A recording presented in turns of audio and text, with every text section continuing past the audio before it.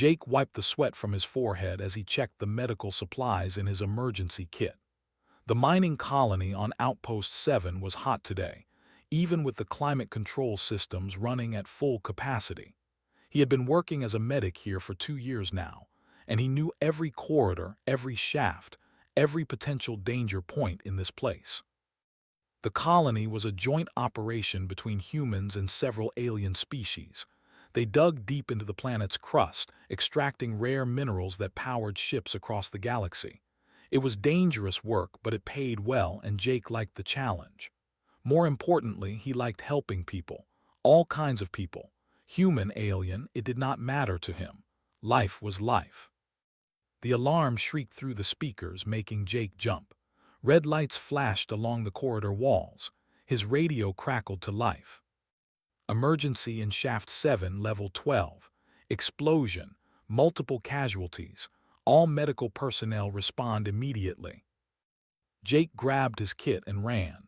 His boots pounded against the metal floor as he raced toward the emergency lift.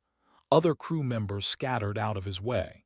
He could hear the panic in their voices as they shouted to each other. Explosions were rare, but when they happened, they were bad. The lift descended quickly, the numbers on the display dropping fast, 12 levels down. The deeper shafts were always the most dangerous. Higher pressure, toxic gases, unstable rock formations. Jake's heart raced, but his hands were steady. He had trained for this. The lift doors opened to chaos. Smoke filled the air. Workers stumbled past him, coughing and bleeding. He could hear screaming from somewhere deeper in the tunnel. Jake pushed forward, his scanner out, searching for life signs. "Medic coming through," he shouted. "Clear the way." 2 other emergency workers were already pulling injured miners to safety. Jake moved past them, heading toward the weakest signals on his scanner. That was where the worst injuries would be. He found her 20 meters in, trapped under a fallen support beam. She was small, much smaller than a human, with pale blue skin that seemed to shimmer in the emergency lighting. Jake had only seen a few of them during his time at the colony. They kept to themselves, usually working in separate sections. This one looked young, maybe the equivalent of a teenager. "Hey, can you hear me?" Jake knelt beside her, assessing the damage. The beam was crushing her leg, but it was not the worst of her injuries.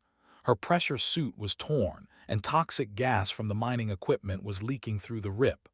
Worse, some kind of coolant fluid had spilled on her, soaking through her suit and the elaborate clothing she wore beneath it. The girl's eyes opened. They were large and dark, filled with pain and fear. She tried to speak, but her voice was weak. "Help me," she whispered in accented human language. "Please help." "I've got you," Jake said, keeping his voice calm. "I'm going to get you out of here." He called for assistance on his radio, and 2 workers arrived with lifting equipment. Together, they raised the beam enough for Jake to pull the girl free. She cried out in pain as he moved her, but there was no time to be gentle. The gas levels were rising, and they needed to evacuate now. Jake carried her toward the lift, but halfway there, his scanner started beeping urgently.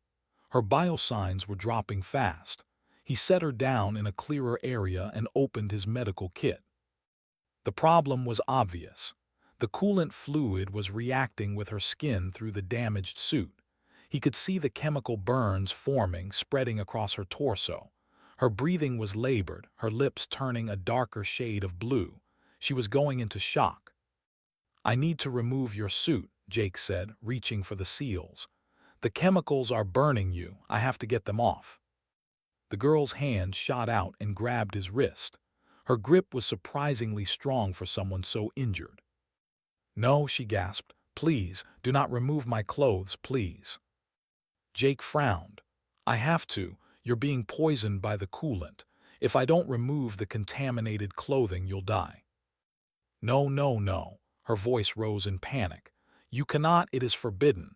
Death comes if you remove them. Please, I beg you, do not do this." Jake looked at her face. She was terrified, but he assumed it was the trauma talking. Injured people often said strange things when they were in shock. Maybe she was worried about modesty. He had treated enough alien species to know that some had different cultural views about clothing and body exposure. "Listen to me," Jake said firmly but kindly. "I'm a medical professional. I understand you're scared, but this is a medical emergency. The chemicals will kill you if I don't remove your suit and clothing. I promise I'm only doing this to save your life. Do you understand?" "Please," tears ran down her face now. "Please, I beg you, let me die with them on. Do not remove them. You do not understand. You do not understand what you will do."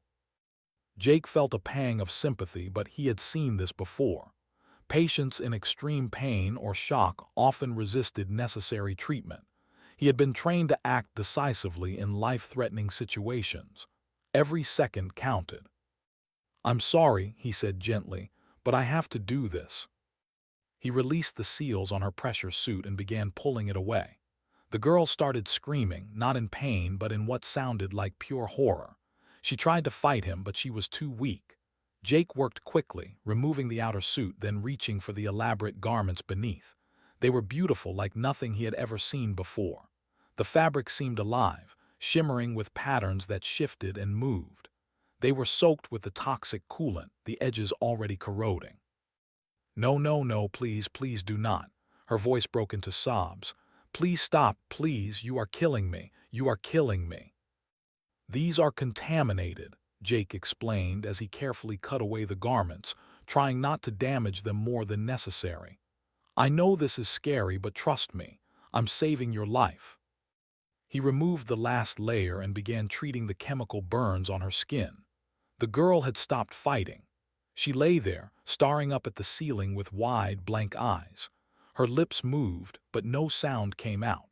Jake applied the emergency burn treatment, injected her with painkillers and stabilizers, and wrapped her in a sterile medical blanket.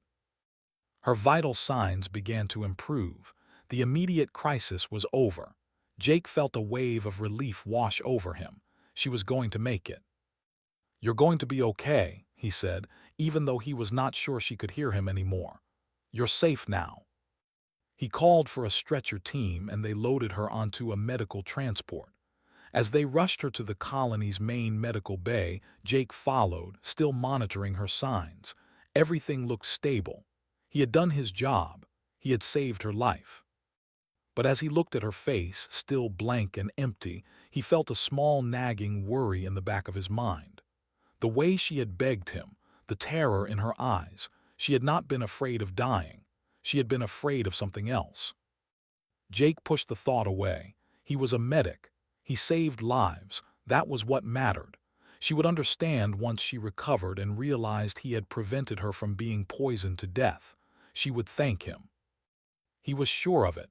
The medical bay was quiet when Jake arrived for his shift the next morning. The explosion had left 15 people injured, but most had been treated and released. Only 3 remained in observation, including the girl. Jake had learned her name from the records, Senna. He stopped by her bed first, checking the monitors. Her physical condition was stable. The chemical burns were healing well, and her broken leg was properly set. By all medical standards, she was recovering perfectly. But something was wrong. Senna lay on the bed, staring at the ceiling. Her eyes were open, but they did not track movement. When Jake waved his hand in front of her face, she did not react. She did not blink. She just stared. "Senna," Jake said softly, "can you hear me?" Nothing, not even a flicker of recognition. The head doctor, a veteran human named Lane, came to stand beside him. She looked worried. "She's been like that since we brought her in," said. "We've run every scan we have. There's no brain damage, no neurological injury. Physically, she should be responsive. But she won't speak, won't eat, won't acknowledge anyone." "Shock," Jake suggested. "The trauma from the explosion." "Maybe, but I've never seen shock present like this." Crossed her arms. "I've called for a medical consultant, but their nearest representative is 3 days away." Jake felt a twist of concern in his gut, but he pushed it down. Trauma affected different species in different ways. Once Senna recovered mentally from the shock of nearly dying, she would be fine. He was sure of it. The colony administrator, a gruff man named Carl, came by later that day to commend Jake for his quick response. They stood in the corridor outside the medical bay while Carl reviewed the incident report. "You saved her life," Carl said, clapping Jake on the shoulder. "That coolant would have eaten through her skin in another few minutes. Good work." "Just doing my job, sir." "The government has been of the accident. They're sending a representative to check on her and handle the official reports." Carl glanced toward Senna's room. "How's she doing?" "Physically stable. Mentally, she's not responding yet." Carl nodded. "Give her time. Nearly dying is hard on anyone." But time did not help. 2 days passed and Senna did not improve. She did not speak. She did not eat unless they fed her through a tube. She did not sleep as far as anyone could tell. She just lay there staring at nothing. Jake tried talking to her during his shifts. He told her about the colony, about how the other injured miners were recovering, about how lucky she was to have survived. She never reacted. It was like talking to a statue. Other medical staff tried as well. They brought in alien doctors who had experience with physiology. They ran more tests, tried different treatments. Nothing worked. Senna remained locked inside herself. On the 4th day, the representative arrived.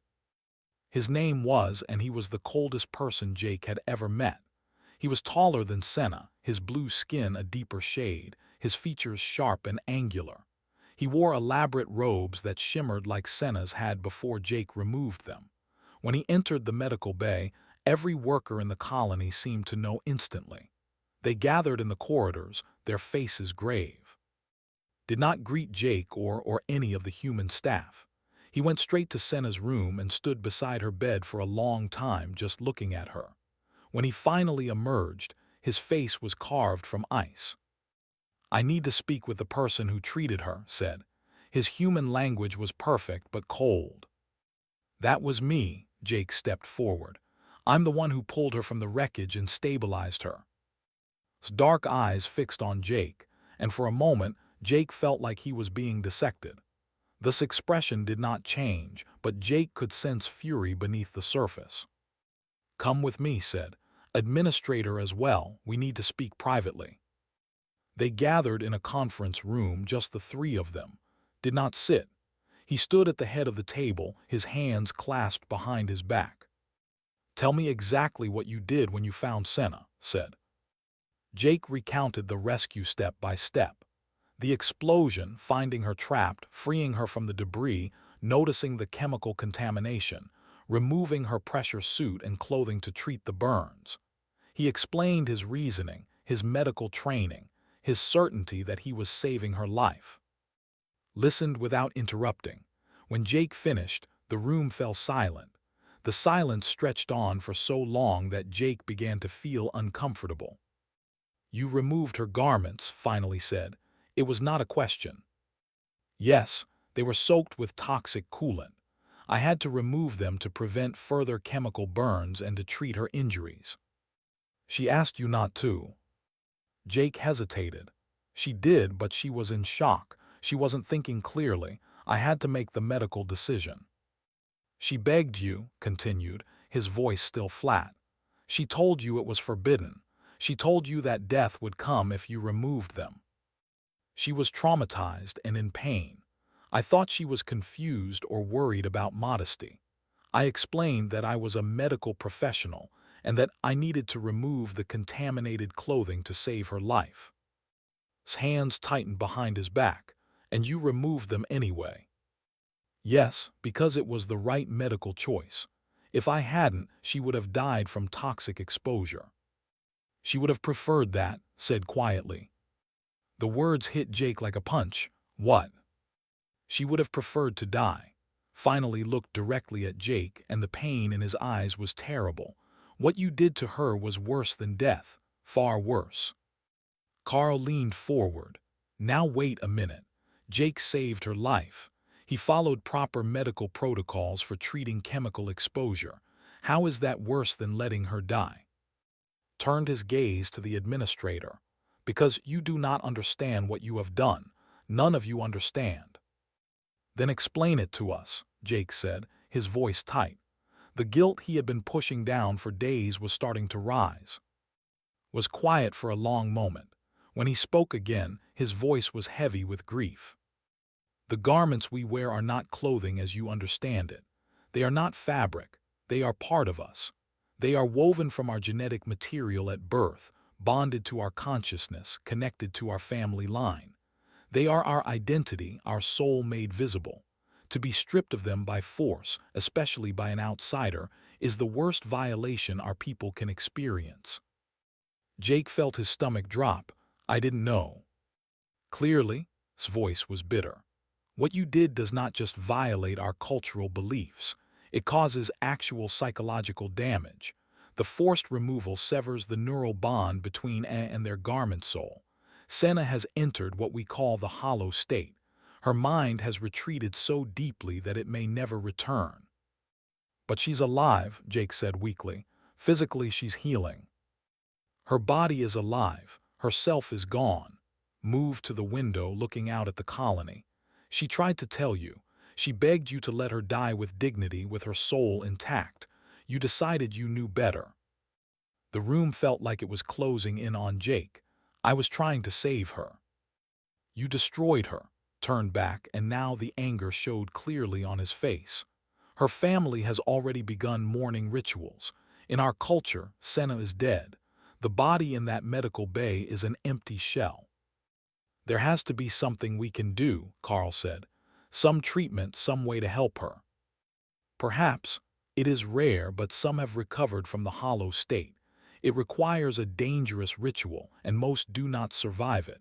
But that is for her family to decide, not you. I will be transporting her home as soon as she is physically stable enough to travel. Moved toward the door, then paused. He looked back at Jake, and his expression was no longer angry. It was just sad. I know you thought you were helping. I know your people value life above all else. But life without self, without soul, without dignity, that is not life. That is torment. You should have listened to her. You should have given her the choice. He left, and Jake stood frozen in the conference room. His mind raced through the moments of the rescue, replaying Senna's pleas, the terror in her voice, the way she had gone blank after he removed her garments. He had been so certain he was doing the right thing. He had been so sure. And he had been so wrong. Carl put a hand on Jake's shoulder, but Jake barely felt it. All he could think about was Senna's empty eyes, staring at nothing, her mind gone, her soul broken. By trying to save her, he had destroyed her in a way that could never be repaired. Jake stopped sleeping. Every time he closed his eyes, he saw Senna's face. He heard her voice begging him to stop. He felt her weak hands trying to push him away. And then he saw her eyes go blank, saw the life drain from them even though her heart kept beating. He had killed her, not her body but her, the person she was, gone. The first few days after his meeting with Jake tried to continue working. He showed up for his shifts, treated patients, did his job. But his hands shook when he touched alien patients now. What if he made another mistake? What if there were other cultural rules he did not know? What if saving someone's body meant destroying their soul? Noticed. She pulled him aside after his third shift in a row where he froze up during a routine treatment. Take some time off, she said gently. You're not in the right headspace to be working right now. I can do my job. Jake, you almost gave a patient a human sedative yesterday. The dosage would have killed them. I caught it before you administered it, but that's not like you. You need rest. Jake went home to his small quarters, but rest did not come. He sat in the dark, staring at the walls, replaying that day over and over. The colony had split into two camps about what happened. Some people thought Jake had done the right thing. He was a medic. He saved lives. How was he supposed to know about some alien cultural practice? He made the best choice with the information he had. Others were not so kind. They whispered in the corridors that Jake was arrogant, that he thought human medicine was superior to everyone else's beliefs. They said he should have respected Senna's wishes. She told him no, and he did it anyway. That was not medicine. That was assault. Jake did not know which group was right. Maybe both, maybe neither. His friends tried to reach out. A few fellow medics came by his quarters, bringing food, offering to talk. Jake sent them away. He did not want their comfort. He did not deserve it. After a week, Jake stopped leaving his quarters except to get food. He spent his days researching the. If he could not sleep, he would at least understand what he had done. The information was limited. They were a private species, and they shared little about their culture with outsiders. But Jake found academic papers, old records, fragments of information scattered across the galactic network. The garment soles were more complex than had explained. They were not just clothing bonded to a person. They were a living record of a family's history, containing genetic memory passed down through generations. When a child was born, family members would weave pieces of their own garment soles into the child's new garment. This connected the child to their ancestors, to their family line, to their place in society. To lose the garment sole was to lose all of that. To have it forcibly removed by an outsider was to be cut off from everything that made a who they were. Jake found records of past incidents where had lost their garments. Accidents mostly, fires or industrial disasters. In every case, the victim either died shortly after or entered the hollow state like Senna. They did not have a word for suicide in their language, but they did have a word for choosing the end after garment loss. It was considered a dignified choice. He also found information about the hollow state. It was rare for someone to enter it and survive this long. Most victims died within days from refusing food and water. Their minds retreated so far that basic survival instincts shut down. But a handful had survived, a few dozen cases over the past century, and of those, 3 had recovered. The recovery required a ritual called the reweaving. A family member would offer part of their own garment sole to create a new bond with the victim. The process was dangerous for both people involved. The donor risked damage to their own connection, and the victim might reject the new bond entirely. If that happened, both would be lost. The success rate was less than 10%. Jake read about one successful case in detail. A young male had lost his garments in a ship fire. His older brother performed the reweaving using a piece of their father's preserved garment. The ritual took 3 days and nearly killed both of them. The younger brother survived, but he was never the same. He was quieter, slower, missing something essential. He lived, but he lived diminished. Still, it was a chance. A small one, but a chance. Jake sent a message through official channels, asking about the possibility of performing the reweaving for Senna. He did not expect a response. He had destroyed people's trust. Why would they share more with him? But 3 days later replied. The message was cold and brief. Senna's family has decided against the ritual. The risk is too great and the chance of success too small. She will remain in hospice care until her body follows her mind. Do not contact us again. Jake read the message 5 times. Then he threw his data pad across the room. She was going to die, actually die this time, because he had saved her. He stopped eating. He stopped checking his messages. He considered leaving the colony entirely, going somewhere far away where no one knew what he had done. But running would not change anything. It would not bring Senna back. On the 12th day after the accident, forced her way into Jake's quarters. "You look terrible," she said bluntly. "Thanks. I'm not here to baby you. I'm here to tell you that someone is asking for you," crossed her arms. "A woman just arrived at the station. She says her name is Lyra and she needs to speak with you immediately." Jake's head snapped up. Lyra. She says she's Senna's sister. Jake was on his feet in seconds. He followed through the corridors to a private meeting room. A young woman stood by the window, her back to the door. Her garments were deep purple and they moved like water. She turned when Jake entered. Her face was so similar to Senna's that Jake felt his chest tighten. But where Senna had been open and expressive even in pain, Lyra's face was hard as stone. "You are Jake," she said, "not a question." "Yes." "You are the one who broke my sister."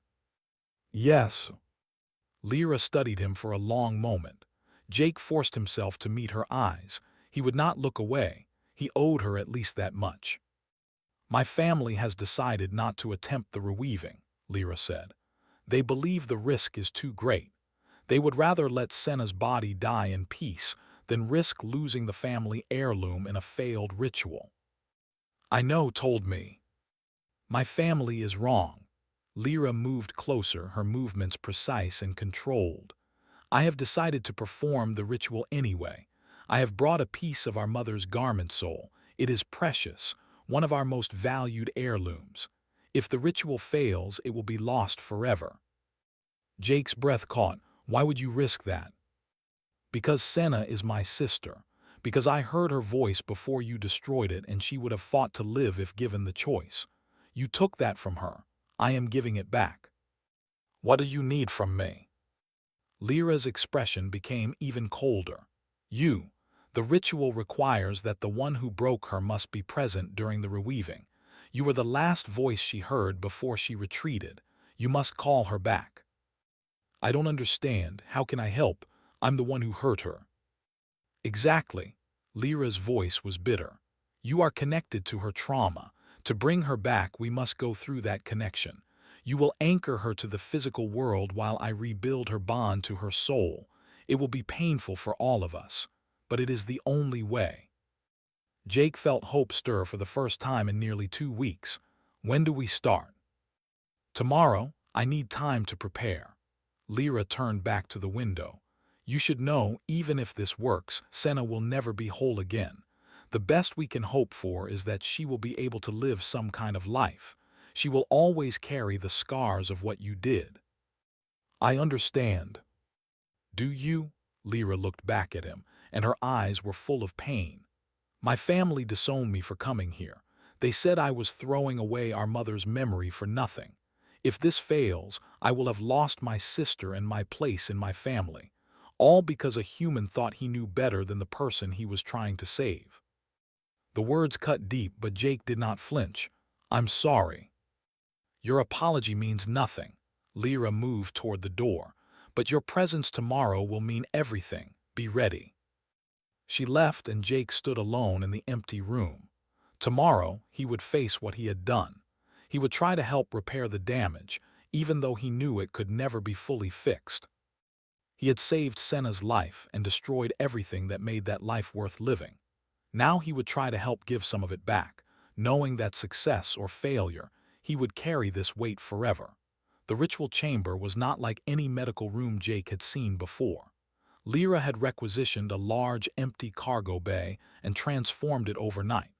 The walls were draped with fabric that seemed to breathe, moving gently though there was no breeze. Strange symbols were painted on the floor in glowing paint, forming a large circle around a raised platform. Senna lay in the center of the circle, still blank and empty. They had moved her carefully from the medical bay, though she did not react to the movement. She wore a simple white gown now, nothing like the elaborate garments she had lost. Jake stood at the edge of the circle, watching as Lyra made final preparations. She moved around the space with purpose, checking each symbol, adjusting the position of small objects Jake did not recognize. She wore ceremonial robes different from her usual garments, deep purple layered with silver threads that seemed to pulse with light. "You will stand here," Lyra said, pointing to a spot at the northern edge of the circle. "Do not move from that position once the ritual begins. Do not speak unless I tell you to. Do not touch anything. Is that clear?" "Yes." "If you feel pain, do not cry out. If you see things that frighten you, do not run. The ritual will create a connection between all three of us. You will experience fragments of what Senna felt. It will be unpleasant." "I understand." Lyra looked at him with something that might have been pity. "No, you do not, but you will." She moved to her position at the southern point of the circle. Between her hands, she held a small box made of dark wood. She opened it carefully, and Jake saw the contents glow with a soft blue light. The piece of her mother's garment sole. It looked like living silk, moving on its own, reaching towards Senna even from across the circle. "We begin," Lyra said quietly. She started to sing. The sound was like nothing Jake had heard before. It was not in any language he recognized, but he felt it resonate in his chest, in his bones. The symbols on the floor began to glow brighter. The fabric on the walls rippled faster. Lyra's garments began to unravel slightly at the edges, threads of light extending from her body toward Senna. At the same time, the piece in the box rose into the air, hovering between them. It spun slowly, growing brighter. The temperature in the room dropped suddenly. Jake's breath came out in clouds. He wanted to wrap his arms around himself, but he remembered Lyra's instructions. "Do not move." The singing grew louder, and Jake felt something shift in the air. It was like the moment before a storm breaks, when everything goes still and charged. His skin prickled with energy. Then the pain hit. It started as pressure in his chest, like someone pressing down on his sternum. Then it spread, radiating out through his body. Not physical pain exactly, but something deeper. Something that touched his thoughts, his sense of self. Images flashed through his mind. He saw Senna as she had been before the accident, laughing with other workers, her garments flowing around her like wings. He felt her pride in her family, her connection to generations of ancestors woven into the fabric she wore. Then he felt the explosion, the terror as the shaft collapsed, the pain of the debris crushing her leg, the panic as she realized her garments were damaged. And then he felt him. He felt himself through Senna's eyes. A human looming over her. Large, alien, scary. She tried to explain, tried to make him understand, but the words would not come out right in his language. She felt his hands on her suit, peeling it away. She screamed inside her head even though her voice was weak. She begged him to stop, to let her die with dignity. Then the worst part. She felt his hands on her garments, the sacred fabric that held her family's memory, her connection to her ancestors. She felt it being cut away, torn from her body and her mind at the same time. The sensation was like having skin ripped off, except it went deeper than skin. It was like having thoughts yanked out of her skull. It was like watching pieces of herself die while she was still alive. The neural pathways that connected her to her garment sole snapped one by one, each break sending shockwaves through her consciousness. Jake gasped. He tried to look away from the memory, but he could not. He was locked in the connection now. He felt Senna's mind retreat, fleeing from the unbearable pain and violation. He felt her consciousness pull inward, trying to find some safe core to hide in, some part of herself that had not been touched. But there was nothing. She was hollow, empty. Everything that made her who she was had been tied to those garments, and now they were gone. Jake realized he was crying. Tears ran down his face as he experienced what he had done from Senna's perspective. This was not shock or cultural offense. This was actual destruction of the self. He had not saved her. He had torn her apart from the inside. Now Lyra's voice cut through the pain. "Call to her. She must hear you. She must know that you understand." Jake tried to speak, but his voice caught. His throat was tight with grief and guilt. "Now," Lyra commanded, "or she will be lost forever." Jake forced the words out. "Senna, I understand now. I understand what I did to you." The glowing piece of garment sole spun faster.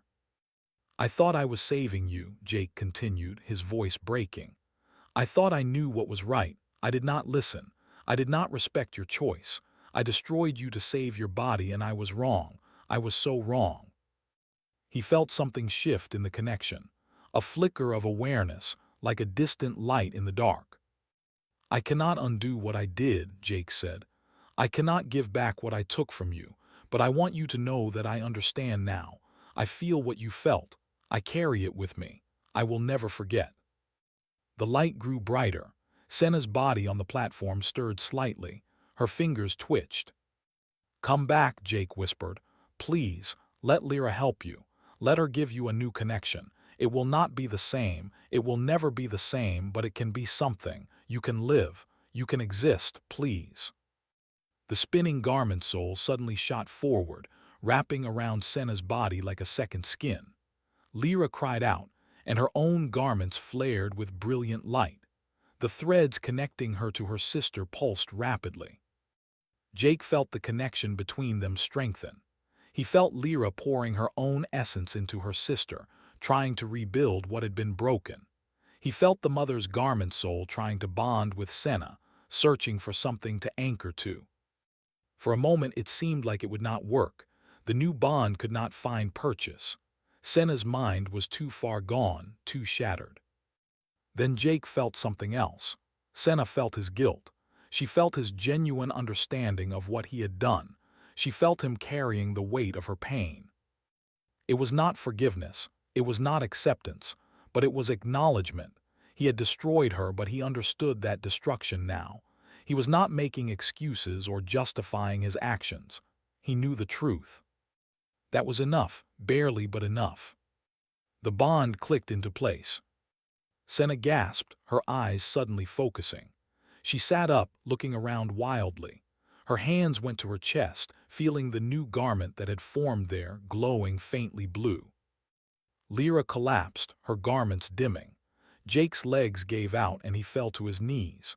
The connection between them snapped, leaving him feeling hollowed out and exhausted. For a long moment no one moved. Then Senna spoke, her voice rough and broken. "I am here," she whispered. "I am something not whole but here." She looked at Jake and her eyes held no warmth, no forgiveness, just a terrible sadness. "You understand now," she said. "Yes." "Good." She touched the new garment on her chest. "This is not my soul. It is a shadow of my mother's soul. I am wearing a ghost, but it is better than the hollow." Lyra pulled herself to her feet and moved to her sister's side. They held each other, and Jake looked away. This moment was not for him. He had helped bring Senna back, but she would never be the same. And neither would he. Senna stayed in the colony for 3 weeks after the ritual.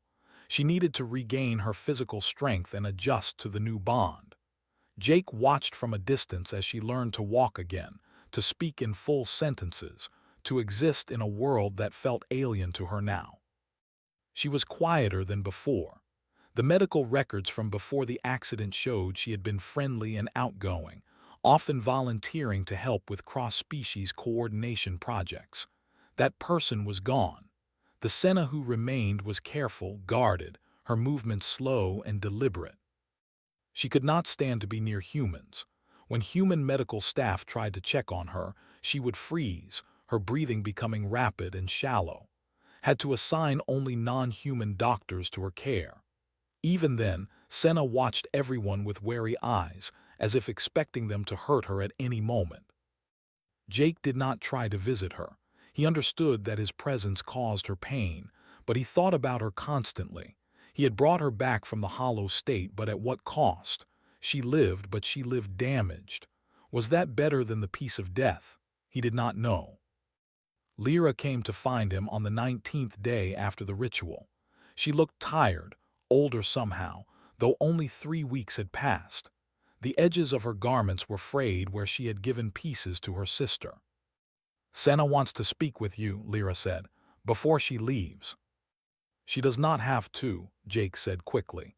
"I understand if she never wants to see me again." "She needs to, for herself, not for you." They met in the same room where Lyra had first confronted Jake. Senna sat in a chair by the window, wearing the new garments that had formed from her mother's essence. They were beautiful, but they hung on her differently than her original garments had, like they did not quite fit. Jake stood near the door, keeping his distance.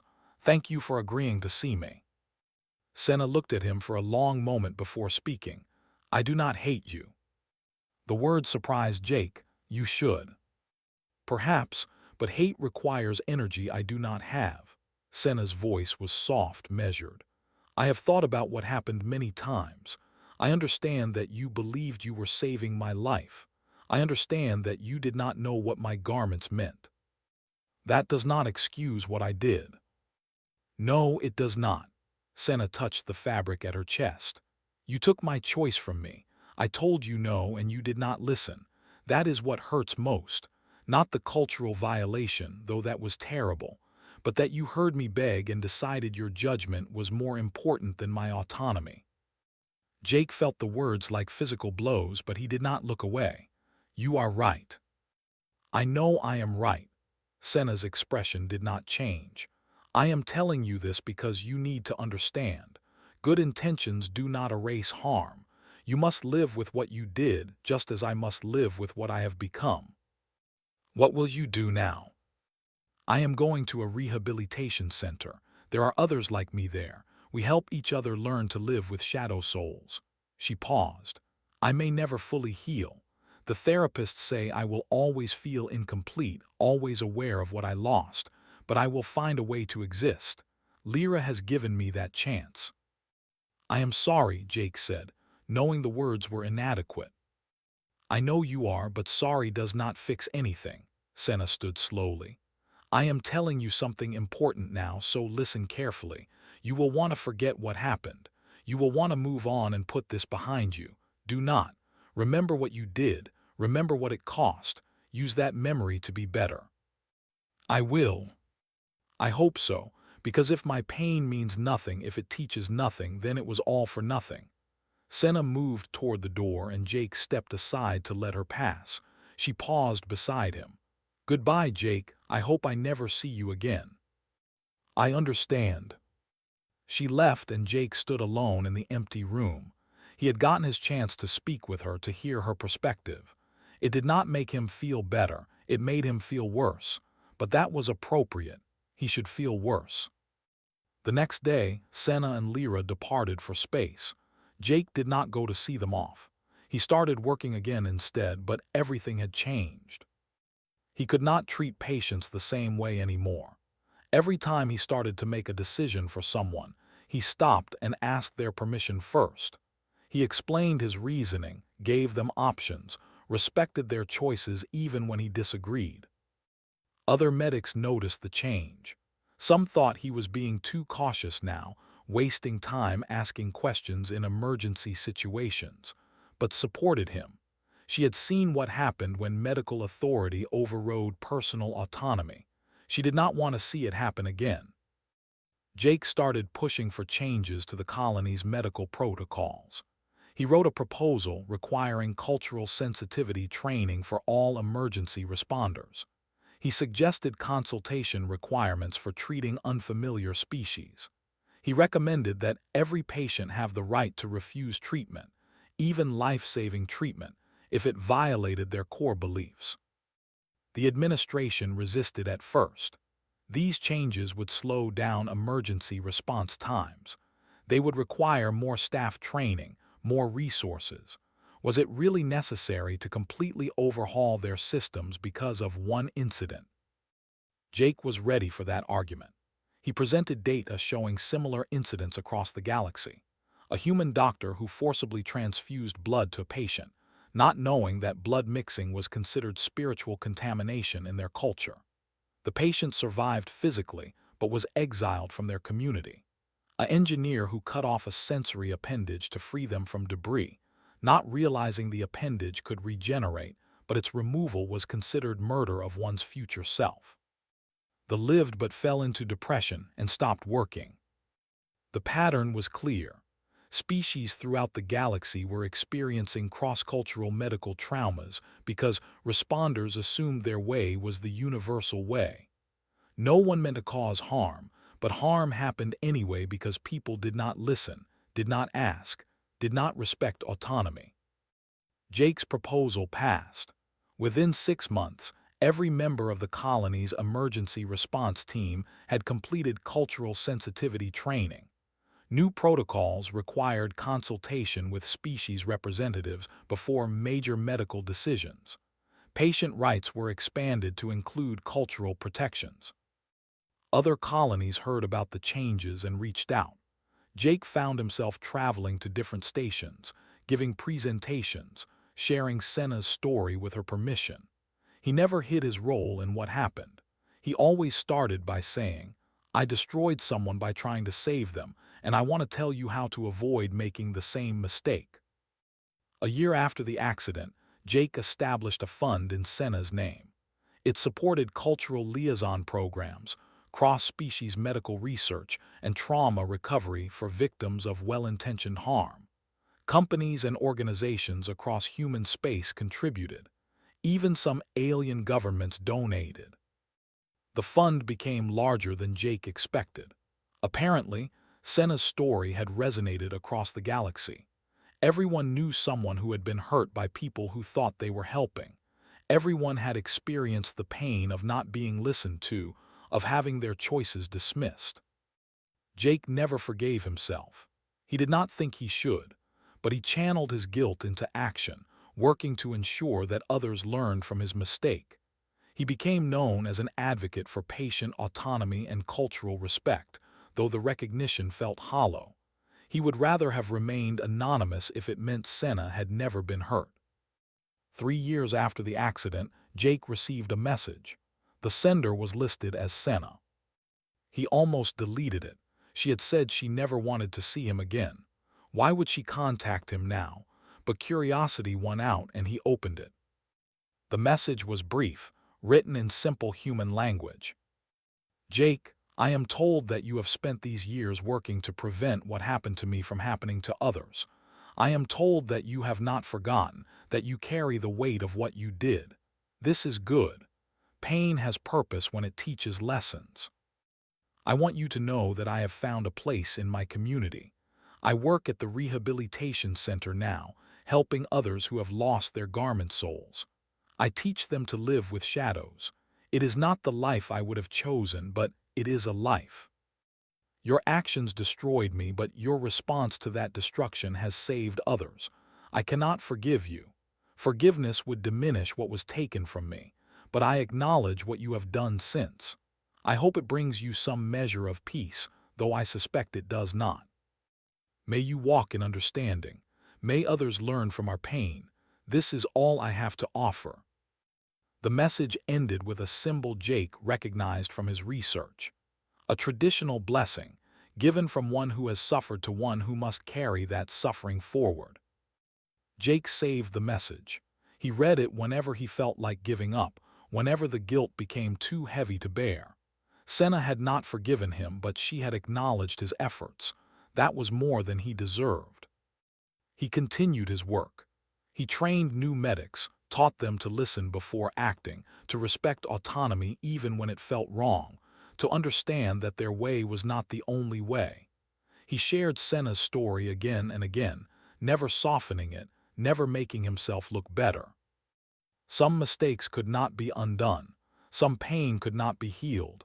But pain could teach and mistakes could create change. That was Jake's burden now, to carry the weight of what he had done and to use that weight to push for something better. He had saved Senna's body and destroyed her soul. He would spend the rest of his life making sure no one else made that choice. He would spend the rest of his life learning to listen. It would never be enough, but it was all he could do.